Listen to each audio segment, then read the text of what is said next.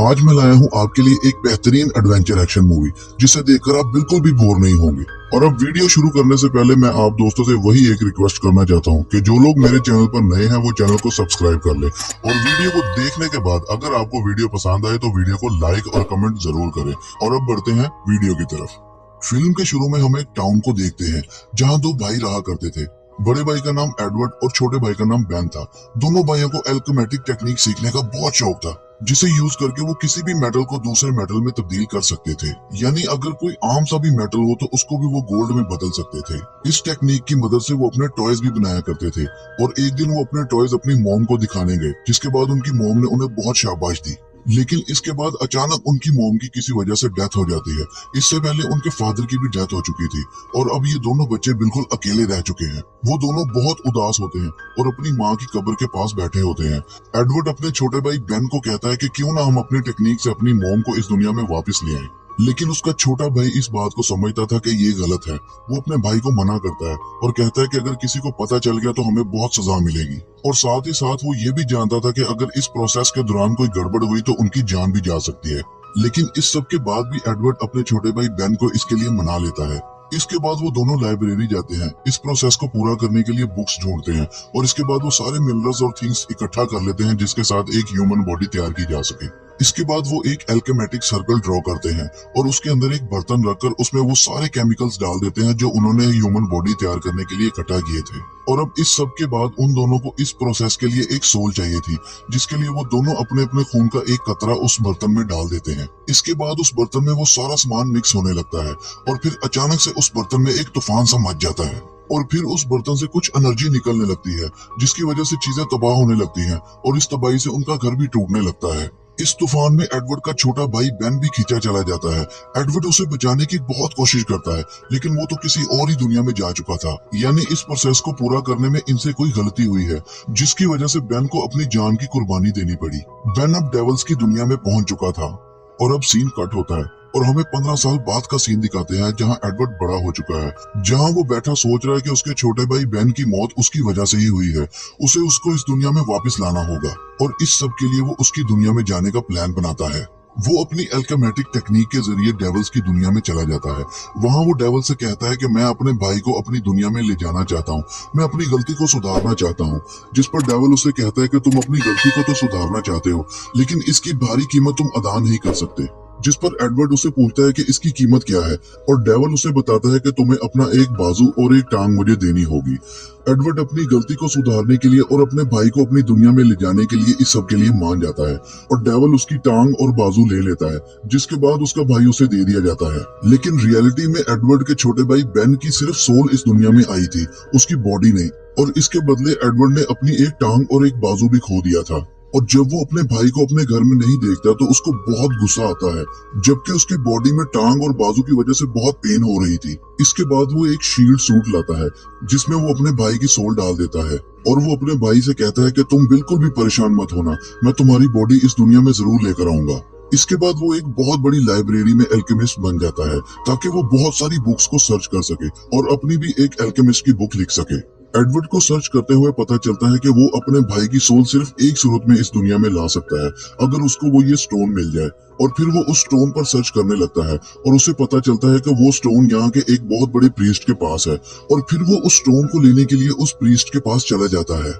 लेकिन जब Edward priest से मिलता है तो वो उसको स्टोन देने के बजाय उससे लड़ने लगता है। स्टोन प्रीस्ट के पास होने की वजह से वो बहुत ताकतवर होता है, जिसकी वजह से वो एडवर्ड को बहुत मारता है, उसके सामने मुश्किलें खड़ी करता है और एडवर्ड का भी उसके साथ मुकाबला करना बहुत मुश्किल हो रहा था। और फिर वो प्रीस्ट वहाँ खड़ी एक लड़की को मारने की धमकी देता है, जिसके बाद एडवर्ड जमीन पर दोनों हाथ मारकर अपनी एल्केमिस्ट टेक्निक के जरिए एक बहुत बड़ा जायंट बनाता है उस प्रीस्ट को मारने के लिए। इसी दौरान वहाँ की आर्मी वहाँ आ जाती है और दोनों को रोक लेती है। एडवर्ड और प्रीस्ट दोनों को अरेस्ट कर लिया जाता है। तभी वहाँ आर्मी का कर्नल भी आता है। वो कर्नल एडवर्ड से कहता है कि इस स्टोन जैसी इस दुनिया में कोई भी चीज नहीं है, ये प्रीस्ट तुम्हें बेवकूफ बना रहा था। और साथ ही साथ वो कर्नल उसे बताता है कि वो स्टोन इतना ताकतवर है, अगर वो दुनिया में आ जाए तो ना उसे तोड़ा जा सकता है और ना उसे जलाया जा सकता है। और इस बात को प्रूव करने के लिए वो कर्नल उस स्टोन को आग लगा देता है, जिसके बाद वो स्टोन जलकर राख हो जाता है। ये सब देखकर एडवर्ड का दिल बहुत दुखता है।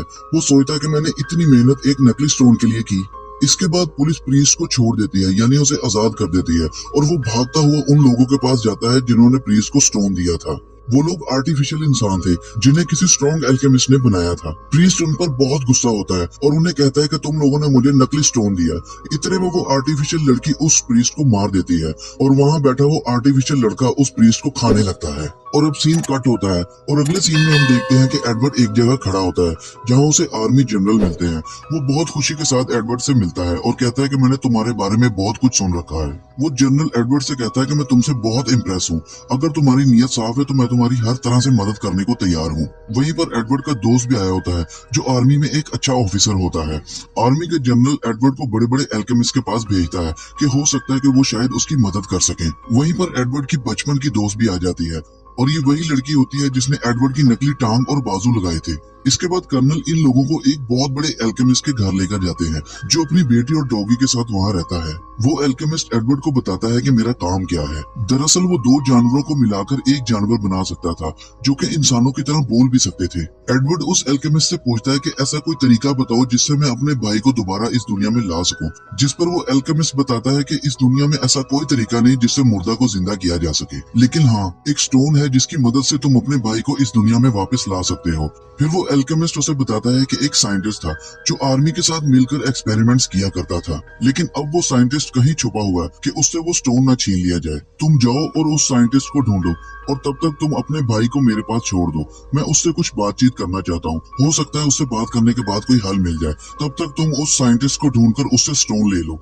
और अब सीन कट होता है और अगले सीन में हम देखते हैं कि एडवर्ड और उसकी दोस्त उस साइंटिस्ट को ढूंढने के लिए निकल पड़ते हैं और दूसरी तरफ वो एल्केमिस्ट एडवर्ड के भाई की सोल से बातें कर रहा होता है। वो उसे सोचने पर मजबूर कर देता है कि उसकी सोल कभी इस दुनिया में आई नहीं थी, यानी वो कभी इस दुनिया में पैदा ही नहीं हुआ था, जिस पर एडवर्ड के भाई की सोल भी ये सोचने पर मजबूर हो जाती है कि हो सकता है कि शायद मैं इस दुनिया में कभी आया ही नहीं था, और अगर मैं आया नहीं तो मेरा वजूद क्या है, मैं यहाँ क्या कर रहा हूँ। और अब हम दूसरी तरफ देखते हैं कि एडवर्ड और उसकी दोस्त ने उस साइंटिस्ट को ढूंढ लिया था। वो साइंटिस्ट एडवर्ड को बताता है कि मैं आर्मी और कुछ लोगों से छुपकर यहाँ जिंदगी गुजार रहा हूँ। वो इसकी रीजन एडवर्ड को बताने ही वाला होता है कि तभी वहाँ वो आर्टिफिशियल लड़की आ जाती है और वो उस साइंटिस्ट को मार देती है। लेकिन मरने से पहले पहले वो साइंटिस्ट एडवर्ड को बताता है कि आर्मी की एक लैब है जहां तुम्हें वो स्टोन भी मिल जाएगा और उसके अबाउट वो इन्फॉर्मेशन भी मिल जाएगी, और इसके साथ साथ वो उसे कुछ नोट्स भी देते हैं। इसके बाद एडवर्ड उस एल्केमिस्ट के घर जाता है जहां उसने अपने भाई की सोल छोड़ी थी। वो वहां देखता है लेकिन उसे वहां उसकी बेटी और डॉग नजर नहीं आ रहे होते, और जब वो उस एल्केमिस्ट के रूम में जाता है तो वहां उसे एक अजीब सा क्रीचर नजर आता है। लेकिन एल्केमिस्ट उसे बहुत खुश नजर आ रहा होता है और वो उससे बातें भी कर रहा होता है। एल्केमिस्ट ने वो क्रीचर किन्हीं दो जानवर को मिलाकर बनाया था और वो इंसानों की तरह बात भी कर रही थी। एडवर्ड उस क्रीचर के पास जाकर बैठता है। एडवर्ड को वो क्रीचर बहुत पसंद आती है और तभी वो क्रीचर एडवर्ड को कहती है कि क्या तुम मेरे साथ खेलोगे। ये सुनकर एडवर्ड को अचानक याद आता है कि ऐसा तो एल्केमिस्ट की बेटी उससे कहा करती थी, और इसी के साथ उसे पता चल जाता है कि ये क्रीचर कोई और नहीं, एल्केमिस्ट ने अपनी बेटी और डॉग को मिलाकर इसे बनाया है। एडवर्ड को ये सब देखकर बहुत गुस्सा आता है। वो उस एल्केमिस्ट को मारने लगता है और उससे कहता है कि तुमने ये सब क्यों किया, जिस पर एल्केमिस्ट उसे कहता है कि तुमने अपनी माँ को हासिल करने के लिए अपने भाई की कुर्बानी दी, इसी तरह मैं साइंस में तरक्की करने के लिए यानी आगे बढ़ने के लिए अपनी फैमिली की भी कुर्बानी दूंगा जो कि मैंने दी। और साथ ही वो एल्केमिस्ट एडवर्ड को बताता है कि मैंने जो पहला क्रीचर बनाया था वो मैंने अपनी वाइफ और एक जानवर को मिलाकर बनाया था, जिस पर एडवर्ड को और ज्यादा गुस्सा आ जाता है और वो उसे मारने लगता है और साथ ही वो आर्मी को भी कॉल कर देता है। एडवर्ड बहुत उदास हो जाता है और वो सोचता है कि वो एक छोटी बच्ची को भी नहीं बचा सका। और अब फिल्म के अगले सीन में हम देखते हैं कि एडवर्ड उस लैब का एड्रेस ढूंढने की कोशिश कर रहा था जो उसे उस साइंटिस्ट ने दिया था। ना तो वो उसे वो लैब का एड्रेस मिल रहा था और ना ही वो स्टोन, और इसके बाद वो रोने लगता है।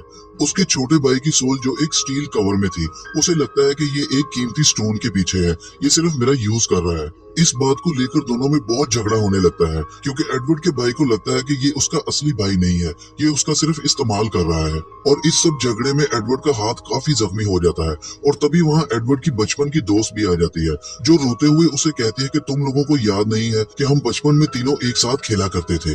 वो लड़की एडवर्ड के भाई से कहती है कि एडवर्ड तुमसे बहुत प्यार करता है, वो तुम्हें सिर्फ इस दुनिया में लाना चाहता है जिसके लिए वो इतनी सारी मुसीबतें बर्दाश्त कर रहा है। तुम्हारे दिमाग में किसी ने कुछ नेगेटिव चीजें भरी हैं जिसकी वजह से तुम ऐसा सोच रहे हो। तुम सोचने की कोशिश करो, तुम्हें सब याद आ जाएगा। और फिर एडवर्ड के भाई को सब कुछ याद आने लगता है, जिसके बाद वो अपने बड़े भाई से माफी मांगता है। इसके बाद एडवर्ड बहुत सारी लाइब्रेरीज में जाता है और दिन रात एक करके उस लैब का एड्रेस ढूंढने की कोशिश करता है, लेकिन इतनी मेहनत के बाद भी उसे उस लैब का एड्रेस नहीं मिलता। इसके बाद एडवर्ड का वो आर्मी का दोस्त उसे मिलता है। वो उसे कहता है कि मैं तुम्हारी मदद करता हूँ। वो उस मैप को देखकर बताता है कि ये कोई लैब नहीं है, बल्कि ये एक जेल का नक्शा है जहाँ इंसानों को कैद किया जाता था। और वो आर्मी ऑफिसर उस मैप पर उस जेल की लोकेशन को मार्क कर ही रहे होते हैं कि तभी वो आर्टिफिशियल लड़की वहां पर भी आ जाती है। लेकिन वो आर्मी ऑफिसर अपनी जान पर खेलकर उस लड़की को मार देता है और वहां से चला जाता है। और अब वो बाहर आकर किसी को कॉल करने वाला था, लेकिन तभी वहां वो आर्मी जनरल आ जाता है जिन्हें हमने मूवी के शुरू में देखा था। वो उसे शूट कर देता है और उसके मर्डर के इल्जाम में एडवर्ड को अरेस्ट कर लिया जाता है। वहां इन्वेस्टिगेशन रूम में एडवर्ड को एक लेफ्टिनेंट मिलती है। वो उसे बताती है कि उसी आर्मी जनरल ने तुम्हारे दोस्त का मर्डर किया है और उस एल्केमिस्ट को भी आजाद करवा दिया है। और आर्मी का कोई भी ऑफिसर मेरी ये बात मानने को तैयार नहीं है, जिसकी वजह से मुझे भी अरेस्ट कर लिया गया है और हमें खुद को बेगुनाह साबित करने के लिए यहाँ से भागना होगा। और फिर वो वहाँ के गार्ड्स पर हमला करके वहाँ से भाग जाते हैं। और जब वो बाहर आते हैं तो वो देखते हैं कि उस जनरल को कुछ आर्मी के लोगों ने घेर रखा होता है। उस जनरल को लगता है कि ये लोग आर्मी के नहीं हैं और तभी उस पर रिवील होता है तो पता चलता है कि ये लोग आर्टिफिशियल ह्यूमंस हैं। और वो आर्टिफिशियल लड़की अपने बाकी के साथियों को भी बुला लेती है। वो आर्टिफिशियल लड़की एडवर्ड को बताती है कि तुम्हारे आर्मी वाले दोस्त को इस वाले जनरल ने नहीं बल्कि रूप बदलकर मैंने कत्ल किया था। और तभी वो लेफ्टिनेंट उस आर्टिफिशियल लड़की से पूछती है कि तुमने आर्मी के उस ऑफिसर को भी मार दिया और फिर एल्केमिस्ट को भी आजाद कर दिया, आखिर तुम चाहती क्या हो? जिस पर वो आर्टिफिशियल लोग कहते हैं कि हमने उस एल्केमिस्ट को आजाद नहीं किया, हमने सिर्फ आर्मी के ऑफिसर को मारा है। वो किसने किया ये हमें नहीं मालूम। इसके बाद उन आर्टिफिशियल लोगों में से एक लड़की उस एल्केमिस्ट को ढूंढने के लिए चली जाती है और दूसरी लड़की भी उसके पीछे चल पड़ती है। और वहां खड़ा वो आर्टिफिशियल लड़का आर्मी के लोगों को खाने के लिए आगे बढ़ता है और इन सब में वो जनरल जो बिल्कुल बेगुनाह था वो भी जख्मी हो जाता है। और फिर एडवर्ड भी उनका पीछा करता हुआ फाइनली उस लैब तक पहुंच जाता है जहां उस एल्केमिस्ट ने एडवर्ड के छोटे भाई की सोल को और उसकी बचपन की दोस्त को कैद कर रखा था। इसके बाद वो एल्केमिस्ट एडवर्ड को बताता है कि जिस स्टोन को तुम बहुत प्रीशियस और ताकतवर समझते हो, मैं तुम्हें उसकी असलियत बताता हूँ। ये लैब पुराने वक्त में एक जेल हुआ करती थी। यहाँ बहुत सारे लोगों को मारकर उन्हें सैक्रिफाइस करके उनकी सोल्स के साथ ये स्टोन बनाया गया। उन लोगों को हम इतना टॉर्चर किया करते थे, इतनी पेन दिया करते थे, जिसके बाद उन लोगों में से निकलने वाली एनर्जी इस स्टोन में डाल दी जाती थी। और जब एडवर्ड को पता चलता है कि जिस स्टोन को वो इतना प्रीशियस समझता है वो इतने सारे लोगों की जान की कुर्बानी के बाद बनाया गया है, तो वो बहुत दुखी हो जाता है। और तभी वहां हम उस आर्टिफिशियल लड़की को देखते हैं जो उस एल्केमिस्ट को मार देती है ताकि वो और ज्यादा राज ना उगले। और इसी के साथ हम उस आर्मी के जनरल को देखते हैं जो इस सब प्लान के पीछे का मास्टरमाइंड था। और फिर वो जनरल जाकर लाइट्स ऑन करता है, जिससे पता चलता है कि उस लैब की छत पर बहुत सारे मासूम लोगों की लाशों को किसी चीज में कवर करके लटकाया गया है। फिर वो जनरल उन सब में एक एक स्टोन डालने लगता है, जिसके बाद वो लोग किसी क्रिएचर की शक्ल में तब्दील हो जाते हैं, जैसे जिंदा ज़ॉम्बीज। और फिर वो जनरल उन सबको खोल देता है, जिसके बाद वो सब नीचे गिरने लगते हैं। और नीचे गिरने के बाद उठते ही वो सबसे पहले उस जनरल पर हमला कर उसे मार देते हैं। ये सब कुछ देखकर आर्मी का कर्नल कहता है कि अगर ये सब बाहर चले गए तो ये दुनिया को बहुत नुकसान पहुंचाएंगे। इसके बाद वो कर्नल अपनी आर्मी को ऑर्डर देता है कि इन सब ज़ॉम्बीज को मार गिराओ, और इसी तरह किया जाता है। और कुछ ही टाइम के बाद उन सब ज़ॉम्बीज को मार दिया जाता है। इसके बाद एडवर्ड और वो आर्मी कर्नल उस आर्टिफिशियल लड़कियों को पकड़ने जाते हैं। वो आर्टिफिशियल लड़कियों ने बताती है कि हमें जब बनाया गया तो हमें वो प्रीशियस स्टोन डाल दिया गया। तुम लोग हमें जितनी बार भी मारोगे हम उतनी बार जिंदा हो जाएंगे, यानी तुम लोग हमें मार नहीं सकते। वो लोग ये सब कुछ सुनकर बहुत परेशान हो जाते हैं। तभी एडवर्ड कर्नल को बताता है कि इन लोगों के स्टोन में उतनी ही पावर है जितनी उन ह्यूमंस की सोल्स में थी। अगर हम इन्हें बार बार मारे तो ये कमजोर हो सकते हैं और जिसके बाद फाइनली ये लोग मर जाएंगे। कर्नल को एडवर्ड की ये बात सुनकर उस पर काफी फख्र होता है और वो कहता है कि हो सकता है कि तुम्हारा ये आइडिया काम कर जाए। जिसके बाद कर्नल अपनी आग वाली स्पेशल पावर से उन पर बार बार हमला करता है और बार बार हमला करने की वजह से वो लोग वाकई में कमजोर होना शुरू हो जाते हैं और उनकी बॉडी टूटना शुरू हो जाती है और फाइनली वो लोग मर जाते हैं। जिसके बाद कर्नल उनकी बॉडीज में से वो प्रीशियस स्टोन निकाल लेता है और उसे एडवर्ड को दे देता है और कहता है कि इस स्टोन को तुम अपने पास रखो, इसकी मदद से तुम अपने भाई की जान को बचा सकते हो। और अब एडवर्ड उस स्टोन को लेकर उस डेविल की दुनिया में जाता है जहां उसके भाई की सोल और बॉडी है। वो उस डेविल को वो स्टोन देने ही लगा होता है कि तभी वो अपना इरादा चेंज कर लेता है।